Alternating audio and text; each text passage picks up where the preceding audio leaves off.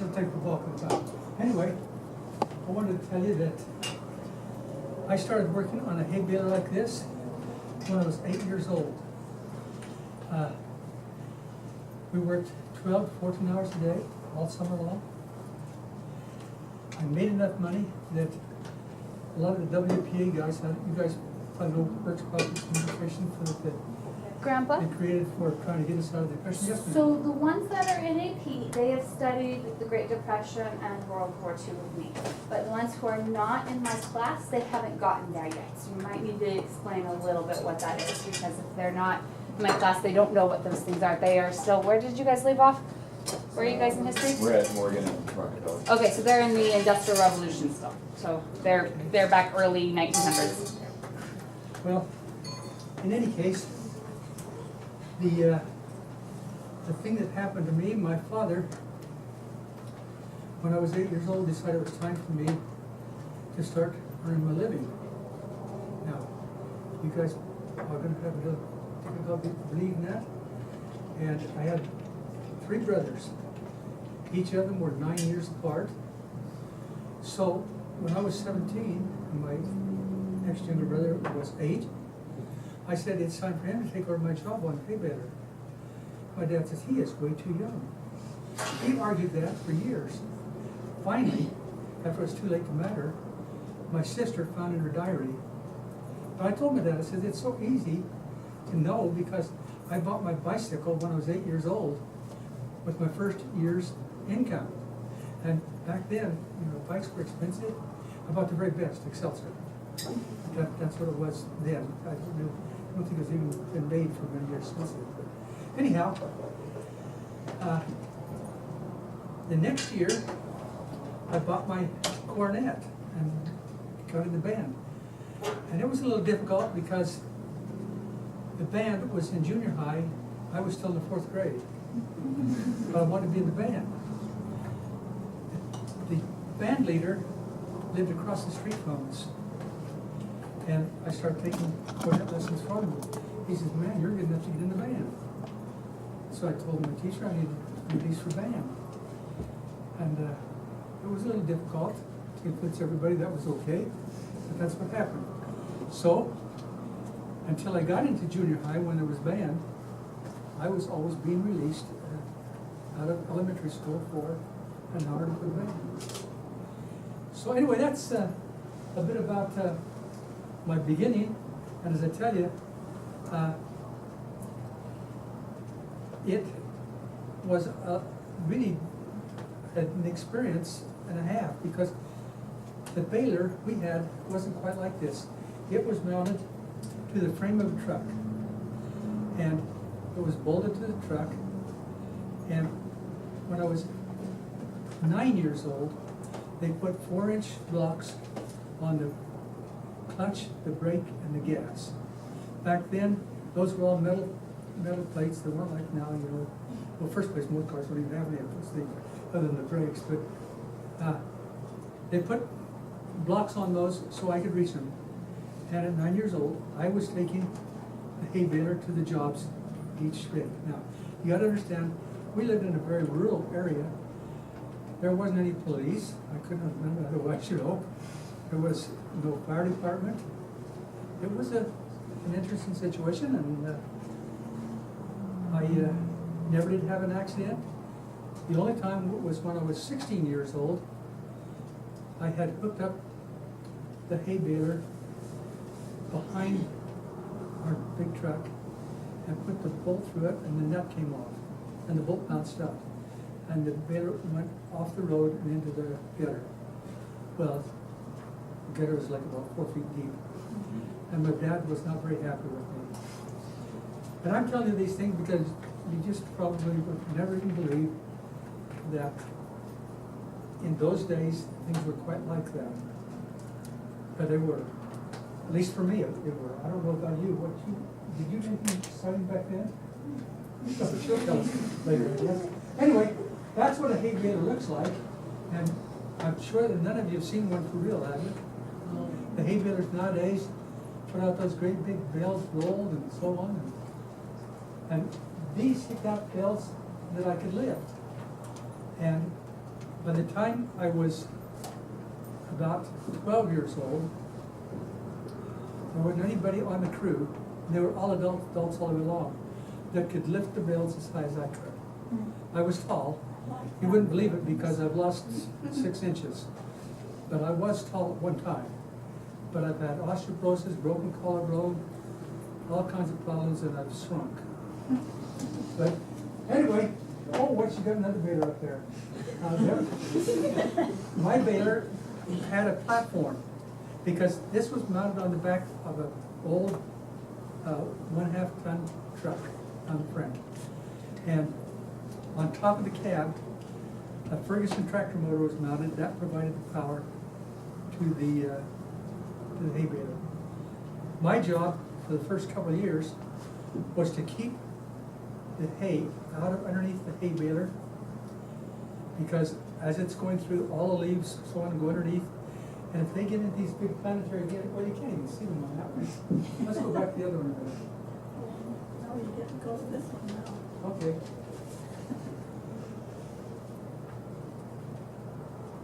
This one shows you where they are. Okay, these gears right here, if you ever leave the hay building up underneath, they would pick up the hay and take it into the small gear and break this big gear. And so it was a real bad situation if you ever let it get to that point. And my 2 doors down across the street was my friend's, her relative, Rufus Nail, she's from the Nail line, had a hay baler, and they did break their planetary gear once. And a close friend of mine in school did the same thing I did. He started the hay baler when he was about that same age, and he got real trouble with the whole thing. But anyhow, this part right there was welded to the frame of that truck, and on top of the roof of that truck, the Ferguson tractor ran the power to it. After I'd been on this side over here, that was the easy side, where you just poke the wires and go get the blocks. The blocks were the biggest thing for me that was tough, because the blocks are quite heavy. They're 3 boards wide, so if you've got grooves in both sides to run the wires through. When the bell comes through, you run the wires through by hand, and the guy on the other side ties them. And those blocks, probably, they seemed to me, because I'm still remembering how hard it was for me to get them from the end of that thing and take them up and put them in this thing. This deal right up here, you had to reach up there, and I had to be on the tiptoes to slide that thing in. And then the guy standing on the platform over there that feeds the thing, dropped it in at the right time. He knew exactly how long the belt should be, and he would drop it in, and would poke the wires, and so the belts would all come out about the same length. Now, I'm talking way too much probably about hay baler and so on, but that's part of my past, and it's part of the time period that we're talking about, because that was just about halfway into the Depression,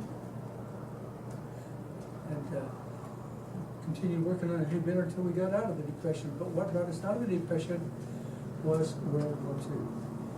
There was no way that what FDR was doing was ever going to bring the country. I'm sorry about that, but it's a fact.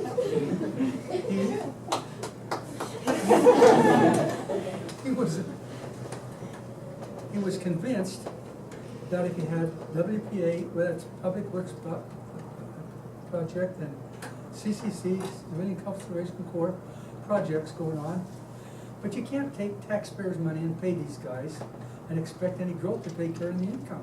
It doesn't work that way. You got to put it into some kind of investment that generates funds. You know, he would just take taxpayers and pay these other guys, and it was all good. And these WPA guys used to just irritate the heck out of me. They would bring a whole crew out with one little heater of tar, and they'd patch roads, holes in the road that they should have taken 10 minutes on, and they'd take a whole half a day. And it was just pathetic. I'm sorry, that's just the facts of the thing. Every now and the then, other side of that. every now and then, one of those guys, WPA guys, they were making $39 a month. And they would decide, because I, as a youth, was making more money than they were, that they should come and work for my dad. And they would last sometimes a week, but mostly less. They decided that working that hard wasn't worth the increase in pay. And they just wouldn't stay with it. Just not too much fun. The ones we had on the crew, the Lund boys, both have an IQ of about 20. They knew there was no place better for them to be than on that hay baler. And they were with us the whole time. Anyhow, I got some other things to tell you. And some of them don't have as much to do with depression as you'd like it to be, but I thought it was kind of interesting. I'd like to let you know about it. Do you want me to do the, before you start Second World War, do you think I should do depression first? Do what? Do the depression first. Then I'm gonna talk about the depression. No, I'll let you do that later. I just wanted to let you know, I was at Wright-Patterson Air Force Base in 1946 when Chuck Yeager broke the sound barrier, which is 767 miles per hour, which created the big boom. And for days, he did that 3 days straight. And the newspapers, the radio, just couldn't come up with an answer as to where all these big booms were coming from. Now, have you all heard about when Chuck Yeager did that? Where Chuck Yeager is now? Anybody know? Where's Chuck Yeager now? Anyone know? Well, he lives just right up above Grass Valley in Green what? He lives in Pine Valley. Pine Valley. California. Now, he's getting kind of old though, he's about 92. But anyway, I happened to be there and to hear that noise, and we knew what it was, and I got to see the plane. I did not get to see him. The plane was always left out there where we could go see it, but he cleared out of time. But anyway, you might want to read about Chuck Yeager. I think it's kind of fascinating. During the war, we were asked as a woodworking class, and I was in junior high at that time, that we make 8-inch wood models of airplanes. And they would be used to hang in the rooms, the classrooms, where military personnel were being taught how to recognize the enemy and so on. The worst one to try to separate. You know what the zero would look like? And how many knows what the zero looked like? 1, 2, 3. Okay. Our advanced trainer, the AT-6 Texan, almost identical to the zero. Almost identical. Now the Texan was used somewhat in battle during World War II against the Zeros, but it was really used heavy in the Korean War still. And the Texan was the first airplane I flew. You're going to be surprised about this too. Our leaders sometimes start to recognize that people are able to do better things more early and better than they thought they could. Flight school during World War II began with these little canvas-covered bamboo jobs, you know, that were really single engine, the Piper and so on. That was the training. And the last plane they got into was the Texan. And then they were able to get into the fighters from there. When I went in flight school, the very first plane we flew was the Texan, which shows get a little more confidence in people and so on. And the next one I flew was the Warbird. And I don't know how many, anyone know what the Warbird looks like? Any of you? Well, let me tell you a little bit about it, because I was kind of proud of flying that sucker. With your hand up, and again, I was 6 inches taller, but when you hand up like that, you could reach the hub on the motor of where the propeller was. 4 blades on the propeller. They were that wide each and went all the way down to that 4 from the ground.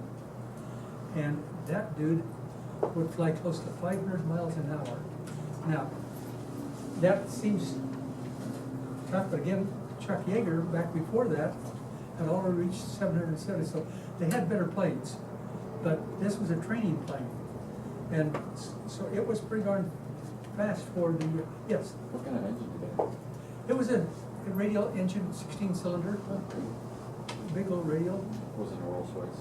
What's that? It wasn't a Rolls Royce engine? No, no. Matter of fact, I think those were using the P-38 and, Would be good for people. yeah. So, Anyhow, you can, yeah. my dad's Air Force. This hearing aid just went out, so I You're hope if they have any probably questions, so. Wait, you're probably gonna tell them about our neighbor, that she was a pilot. Oh, I can tell you about that. That was a fascinating thing too. Just 2 or 3 years ago, 2 captains, both husband and wife, moved into the house across the street from us. And I found out she was a pilot, which is usually the other way around. You know, the man is usually the pilot, the woman's working at the desk, but it was the other way around for them. And she said, what plane did you like when you were, I told her about the Warbird, and she said, well, what was your first trainer? And I told her that it was the AT-6.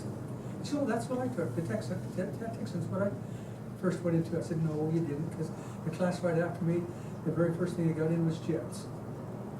And she says, well, yeah. And I said, let me see a picture of your plane. And it was called the AT-6 Texan. Didn't look anything like mine, you know. It was a big, beautiful plane, really nice.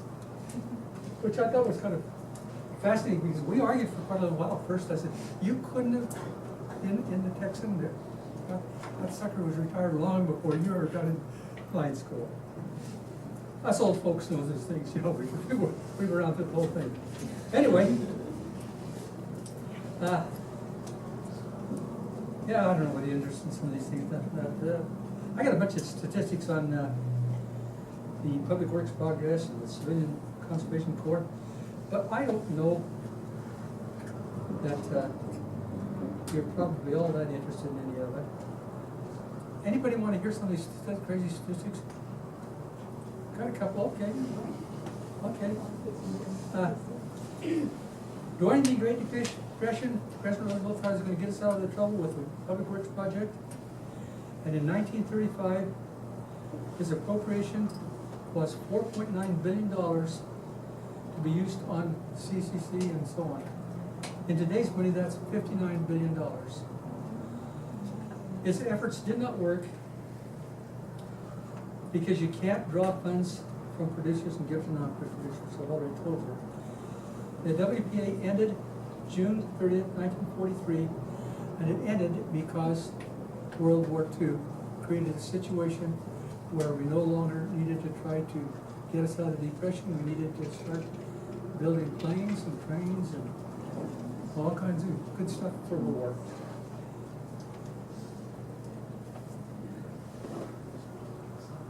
I'm not going to read that one either. I will show you Chuck Yeager though. How do I get this on? It's on, Grandpa. It's on? Yep. Oh. And he's the one that did the sound barrier. And again, the only reason I'm really excited about that is the fact that I was there at Wright-Patterson when he did it. And so it makes it kind of special to me.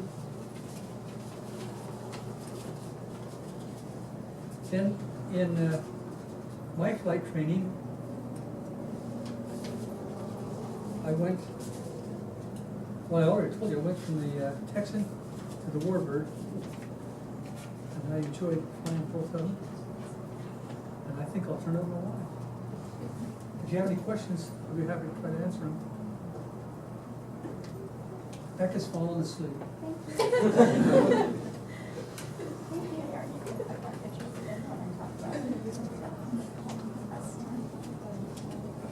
You go. Sure, I will do that.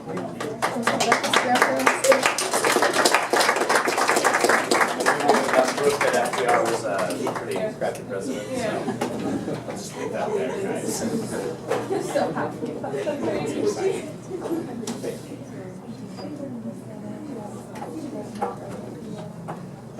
My mother was only, she wasn't even 5 foot tall. And she had 4 children. Wow. so all my brothers and sisters say I was caught. I didn't have to work. She was. But I felt I was with the cause. But raising a large family at that time was a serious thing. Even though she had experienced many trials, she had, again, to learn how to adjust to the circumstances with the depression. She had a lot, well, we had walk-in salespeople and, I can't remember the other one. Anyway, it was a salesperson that went door to door and delivered spices, sold spices to ladies and different things. And my mother always took walk-ins because she said it was much better than the other American's competition. And this was the pan that she won as a premium because she bought so many spices and things from. So we gave her that pan as a premium. And that's what she made her bread in. And she'd put all of the ingredients in it, and when it would rise to the top of the pan, then she'd knead it down and let it rise again, and then she could make it into loaves and bake it. But she had to make 8 loaves of bread every other day to feed her family. So it was quite an experience for her to be making that much bread. And during the Depression, it turned out to be very helpful because we had cows and, well, I'm not doing this right. I wanted to show you. Yeah. Let's see. Put the,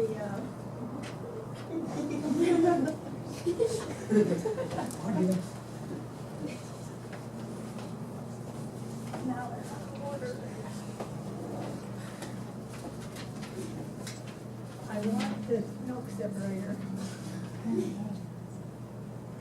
Okay, we had the milk separator, and the cows would get milk, and my brother Paul always yodels to the cows. So he got a lot of milk.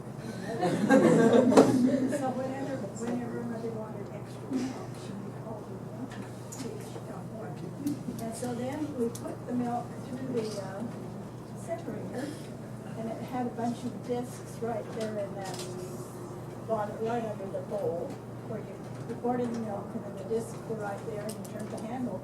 You turned the handle fast, you got really thick cream. It was just like butter, you could just cut it out. But she didn't want that because she wanted to make a lot of butter, not just have heavy cream. So we turned the handle so that she was getting more cream. So then after that, she would make the butter, and she had this little thing, and she had ranch butter, 16 ounces. Mrs. Henry Maynard lived in Utah, and she would wrap the butter in wax paper, and then she'd put this sticker on the outside of it. But she put it into this press so that she could push the butter out. If you put it in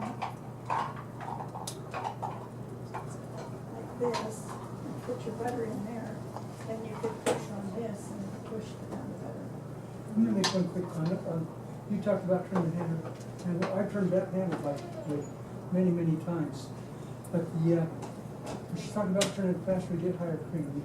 What you need to know, there's a bunch of little discs in there, and the faster it's spinning, the lighter stuff, like the cream, would go at the top. And so they would go out the top deal instead of the bottom one. There's the 2 different spots right there.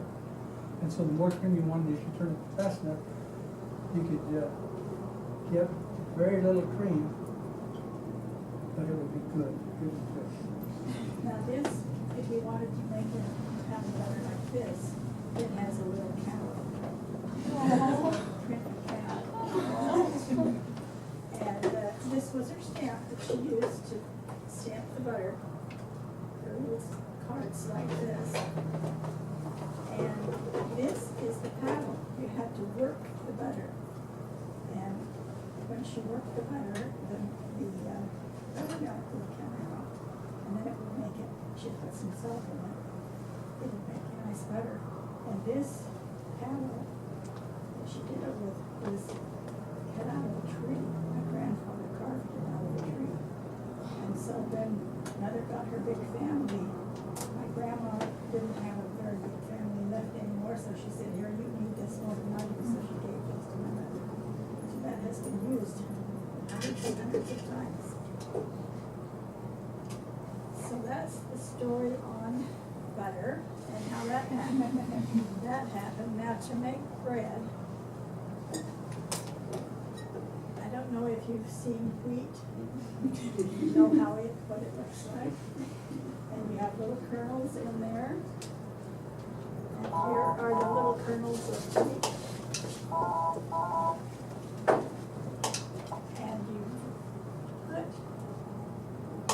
And you have to grind the wheat and make it into flour. And then you can make your bread like putting this in this pan and raising it. Now, when we got married, Ken's mom always made bread. He loved bread. And I didn't have enough strength.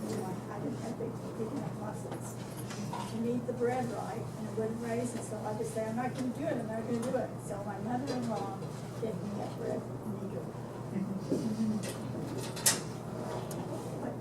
What you did with this is you put your flour in here, what you needed to do the bread, and it has a little stand that you climb it down so it doesn't go away. And then you put the lid on it and turn it so that it kneads it, and then when it gets kneaded, you can take it out and put it in the pan after it raises. So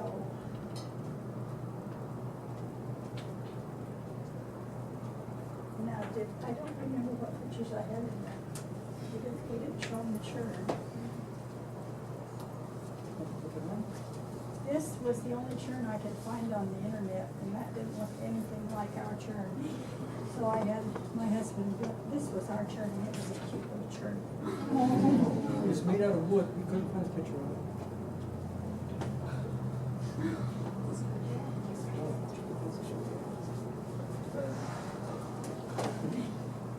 Is that the top side? You're very popular today. My father was ambitious and he loved to farm. He raised chickens, lambs, cows, and pigs, and I spent many days, many hours each day feeding lambs where the mother died, and I had just a little lamb, and I'd take a baby block and feed it. And then they wanted me to eat the lamb. I couldn't eat the lamb.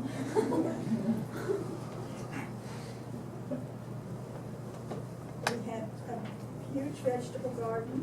We had many fruit trees.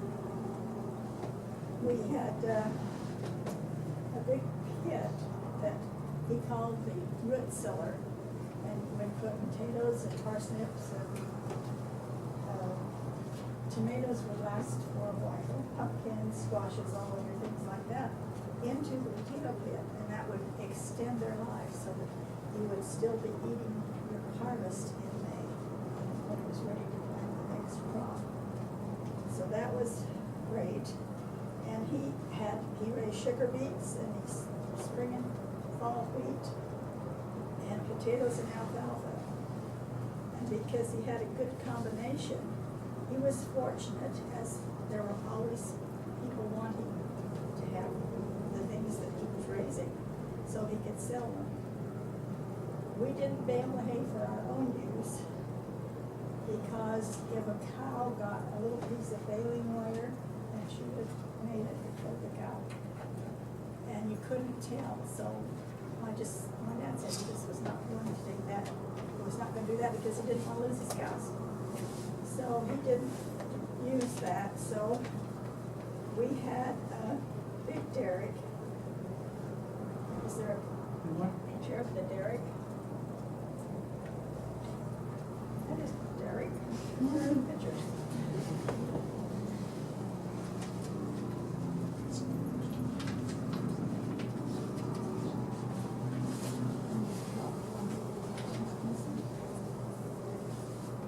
See? That's how we did our hay. The kids hauled it in.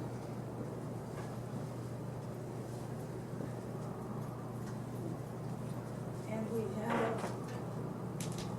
horse that I rode, and we hooked it onto the rope, and it would pull the, I don't know, this would be a little.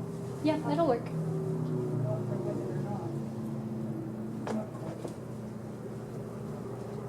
This gives you an idea of how little my mother was or how big the haystack was. Anyway, I had to be very careful as I rode the horse, because if they put too much hay in, it was a great big fork and you closed it down onto the hay. And then I pulled the fork up to the top of the stack. She didn't, the horse did. I rode the horse that pulled it up.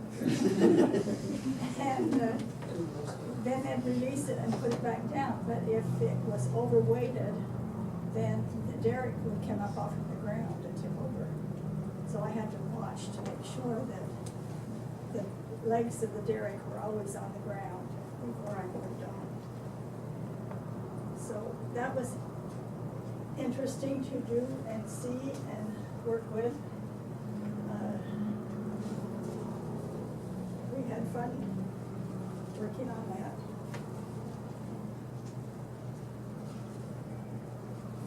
Let's see. Okay, now I was going to tell you, when we harvested the grain, we had to put it in bags like this.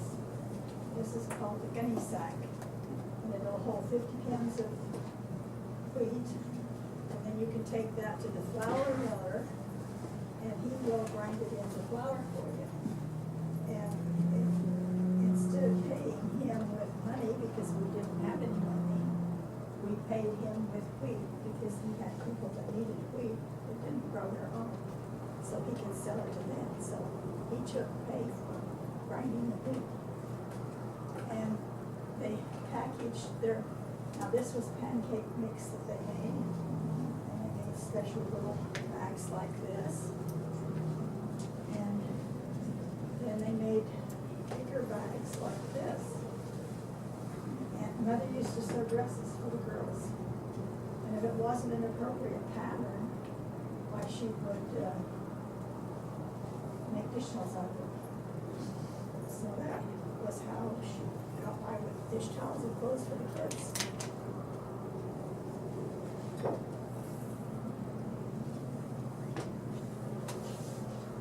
Now, let's see. Got the washing machine there.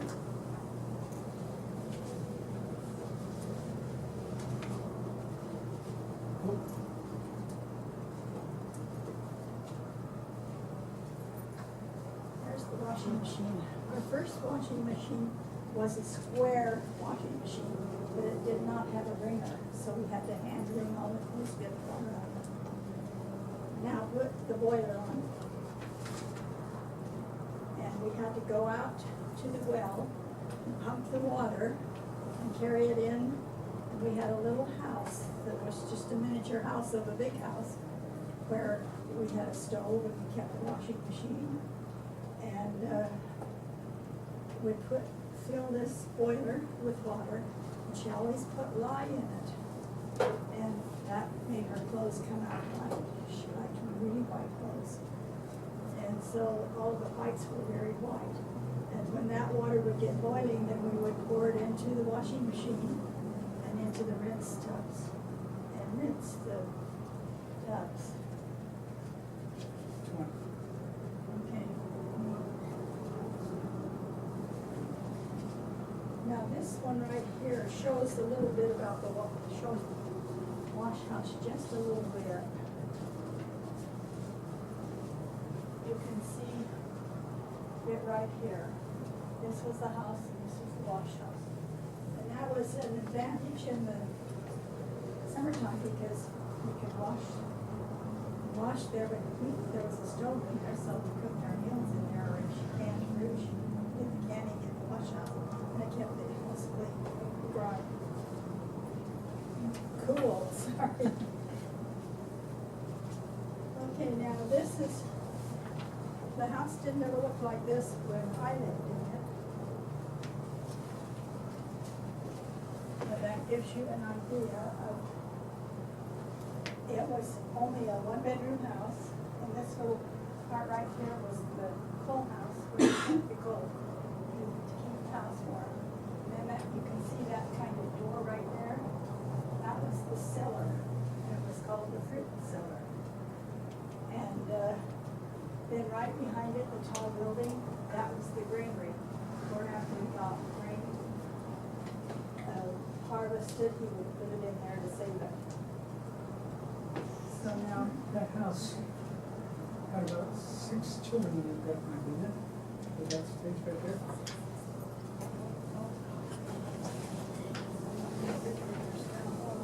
Grandma, we have about 10 more minutes left. okay, How many? 10 minutes. there's the pump, the water, when we had to use it. And here's how we kept our food cool. That's an icebox, not a refrigerator. We had an ice cream van. He delivered 50 pounds of ice every other day. And it had, in the bottom of it, it had a pan underneath that the water drained into. We'd have to take that out and empty it. And then she kept all of her fruit after she would can it. She would keep it down there because it kept it cool.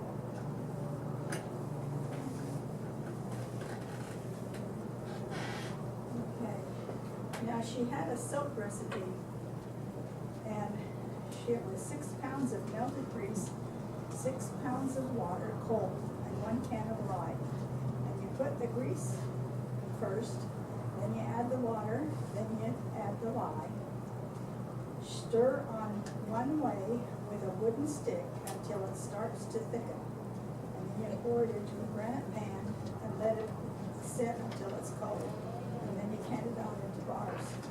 My daughter keeps finding this for me because it's called Grandma's Lye Soap.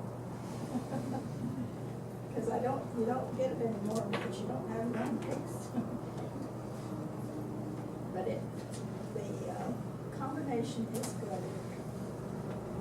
Now, can any of you guess what this was for? Baking soda, right, brushing your teeth. We couldn't afford toothpaste, so we bought that. Now, how about doing your hair? No blow dryers, no hair straighteners, no hair curlers. Just didn't do your All that we did. See this? This is called the coil oil lamp, or kerosene lamp.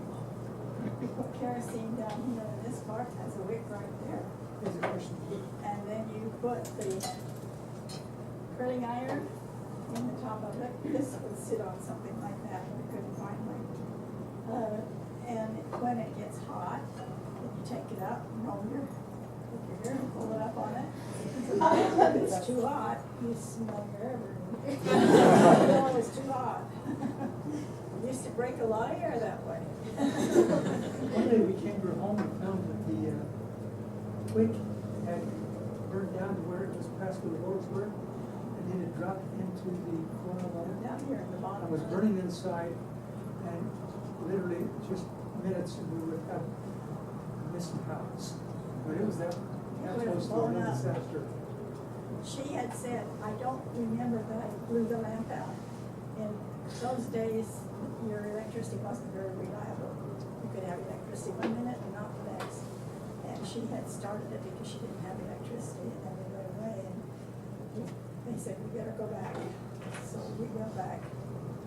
Okay, now, this is what we ironed with.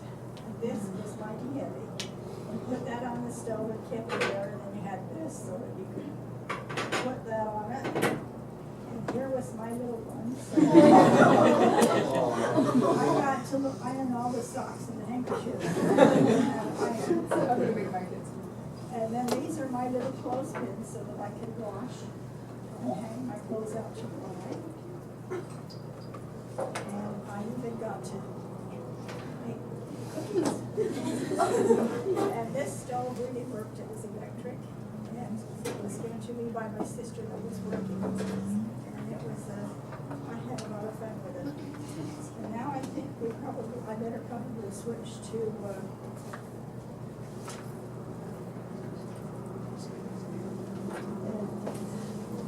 War II or something. What do you want to get about that?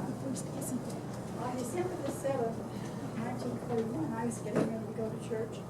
My dad turned on the radio and to listen to the news, and there was a news flash. The Japanese had bombed Pearl Harbor. They sank 19 vessels, destroyed 188 planes, and killed over 2,200 men. On the following day, President Franklin Delano Roosevelt addressed the joint meeting of Congress and asked for a declaration of war. I will never forget how frightened I was. My mother's anxiety didn't calm me down. She didn't want her 3 young sons going to war. She was very concerned for their safety. My brother Ken had graduated from college, and he was going to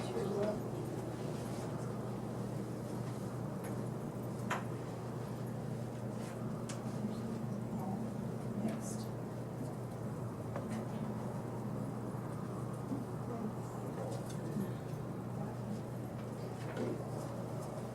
He and his wife had just moved to Idaho Falls, Idaho, where he was teaching school. But he was exempt from the draft because he was a teacher until the end of the school year. So as the end of the school year came, he had to go into the service. And he went to Louisiana for training, and then he was shipped to France. And that's where he spent his time in France. When he came home, we would ask him questions and he wouldn't talk about it. All he said was, to kill another human being was the most horrible experience he had ever faced. He received many awards, medals for rescuing injured men, because they would be shot and laying in the field, and he would pick them up and carry them to safety where the medics could get them and take care of them. But he didn't want to talk about it, and when he came home, he brought me a little cylinder like this with a whole bunch of perfumes from Paris. And as a teenager, I really enjoyed that. Then my brother Paul enlisted in the Army Engineers. And after his training, he went to Alaska to protect our northern border. His challenge became shoveling snow to get out of the barracks. And he had skis, but he enjoyed it, and that's where he spent his time. Then my brother Phil decided he wasn't going to do either of those things. He was going to go into the Navy. So he joined the Navy and was sent to San Diego, where he got his training. His commanding officer liked him. I thought he was very young, so he had him assigned to spend time in San Diego. So he spent his time in the service in San Diego. Now we had rationing of many commodities. We had stamp books, we had used to buy gasoline. There was always a line at the gas station because people were lined up because you could only get a little bit. And you had to have stamps before you could get any. And rubber was scarce because they needed the rubber to make tires for planes and tanks. So you couldn't buy tires. You couldn't drive a lot because if you did, you wore out your tires and then you wouldn't be able to get any more. And meat was another thing that was rationed, and that was because they needed the meat to feed the soldiers. And of course that didn't affect us because Dad was raising our own beef, lamb, chicken, and pigs. But women were very upset when they couldn't buy silk stockings because they were made in Japan. But a good thing from that came because as they made parachutes out of nylon, we were having nylons. So now we have nylons instead of silk. And nylon is much more sturdy than silk was. You wore a pair of silk stockings once, and you were lucky if you got to wear them twice, because they were so fragile. Cover Jimmy here too. I'm not ready for Jimmy yet. We've got about 3 more minutes coming. Paragraphs. We had a Japanese family living in our school district, and their son Jimmy Shimizu was the photographer for our yearbook. When we had our 50-year class reunion, he expressed his thanks for the way we had accepted him in our class. When he moved on for college, he found many of his Japanese friends and family had had terrible experiences with Americans that mistreated them because they were Japanese American born citizens. And they didn't recognize that, wouldn't recognize that, they just said, you're a Jap. And people would go, that if they walked down the street, they were in trouble. Well, here in California too, they're putting in intern camps and kept off the free. He was totally free. I mean, matter of fact, he didn't know what was even going on. He was from normal. Eugene Leonard, 2 days ago, as a veteran of World War II, he just celebrated his 99th birthday by flying in a B-17 bomber. He says, flying is just like driving a car. Once you learn how, you never lose it. He says that he will always remember his time at Pearl Harbor. When we lived in Carmichael, we had a neighbor that her husband was in the military and he had been stationed at Pearl Harbor. And when the attack came, her husband didn't come home for 3 days. And she was sure that he must be dead because he hadn't come home. But they had just kept him so busy trying to clean up the mess and upheaval that was going on that he couldn't be released to go home to let her know he was okay. So she was very happy when she got to see him. And I didn't even tell you that we had to scrub our clothes on the washboard until we could afford one. But I think I pretty much covered it. Do you have any questions? Oh, I'm putting the hair up. If you didn't want to do it this way, you could always roll it on rags. How did you two meet? We were in the same school. Oh, I didn't hear you because this year you went out. Yes, how we met? Yeah. Actually, she was in class my mother was teaching when she was just like in the 8th grade. And I just sat right there and then was going to marry her. In the 11th grade though, the 10th grade I guess it was, 11th. Yeah. I just about got concerned because she had a nephew who had a friend, and he used to date her, and she was going pretty well steady with him. Oh, brother, I'm losing this. I got more serious, and so I literally opposed her. I did actually propose to her. We weren't able to get married for 4 more years because she hadn't earned enough money to put me through college. One thing, we didn't have Kleenex. Every day, my mother pinned a little handkerchief on me. Here I had my hanky every day. And I thought this one was really cute. This one says, Little Miss Muffet. And I was like, keeping your curds in late. So, with their All right, thank you guys.